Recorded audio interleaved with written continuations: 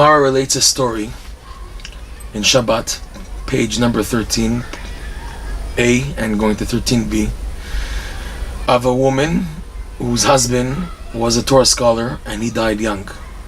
And the woman was so distressed she was bothered by her husband dying in his middle years. He didn't get to where he wanted to get to. So she took her husband's tefillin, indicating that he was someone who wore them all day long. This is as the Ben Ish Chai, Rav Yosef Chaim, in his commentary, Ben Yoyada explains that she took the tefillin because it's something that he was wearing a lot. And she went to the synagogues and the study halls, to the Torah scholars, and she told him like this: my husband, and she switched the order, my husband, Shana Vekara. Shana means he learned Mishnayot, he learned the oral Torah, which is the basis of the Talmud, Halacha, the oral law. And Kara, he learned also the written law. And Shimesh Talmidei Chachamim, he served Torah scholars, right? And yet, he died so young. And she lists a few other things. Why?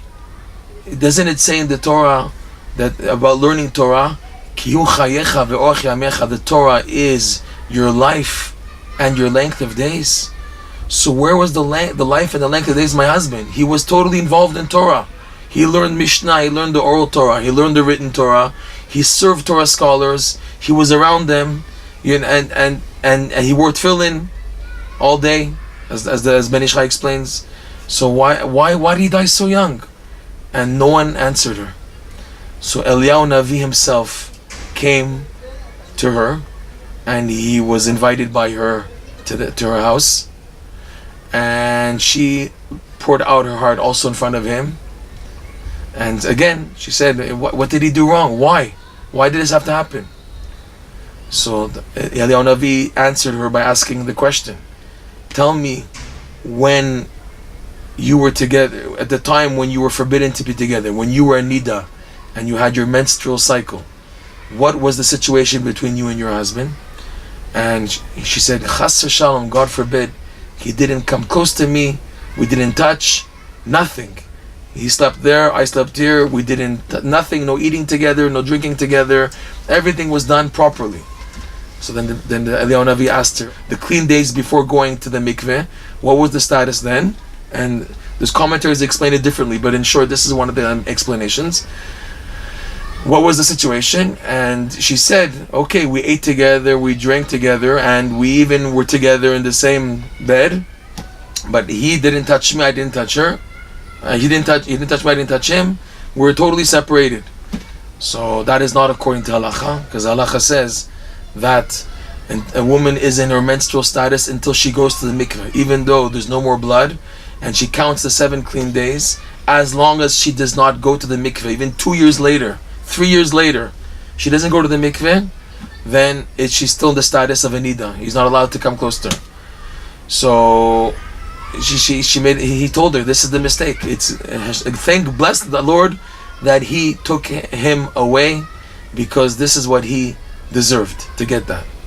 Because he didn't listen to the words of the rabbis, he took this lightly.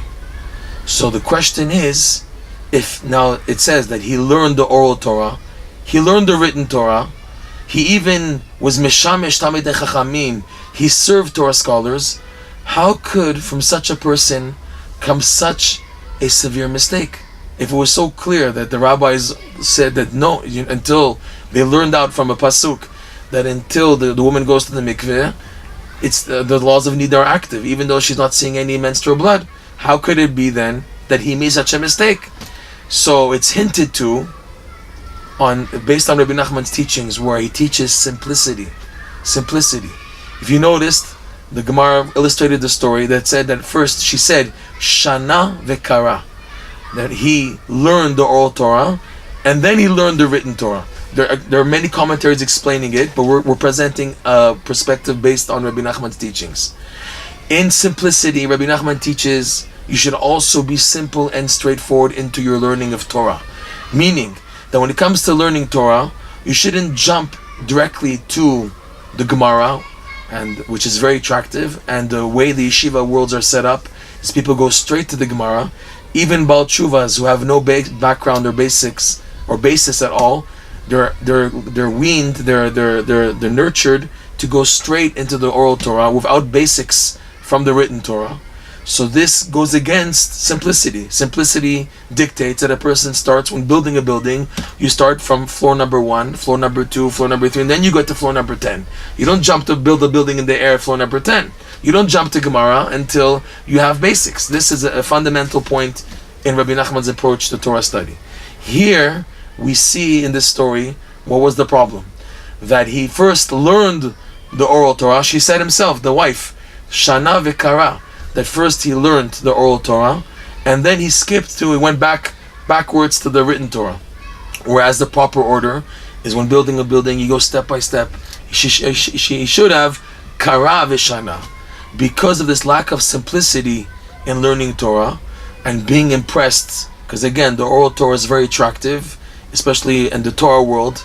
Everyone understands, everyone knows that the main learning is the oral Torah, but a person has to be ready to do it in the proper attitude and not the expense of eating away at his simplicity in serving Hashem, even in his approach to Torah study. So this Talmid, the Gemara says clearly, he wasn't a Talmid Chacham, he was a Talmid. He remained and died as a Talmid. He made a type of error, if you want to say, in that he switched the order of the learning, and that he did the Mishnah before the Mikra, and this can have led that he made a major mistake, and that he relied on his own understanding, even though he served Talmidei Chachamim, and he learned Mishnah, the oral Torah, written Torah, in this area of the 7 clean days before the mikveh. He made this major mistake, and it was fitting that he was, like Eliyahu Navi said, that he was taken from the world.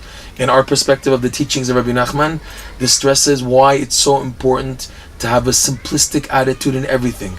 Because when a person, even in Torah study, doesn't have a simplistic attitude and perspective and approach, it can be lethal, can be deadly, and that the person will in the end rely on his own intellect to make major decisions in life, and that will make him go, like Rebbe Nachman's wording, mi chokhma el chokhma, from another intellectual distortion to another one, until the person is totally off because he went after his chokhmah, after his own understanding, as opposed to someone who learns Torah with the basics of emunah and simplicity that will help him to understand and decipher the Torah properly.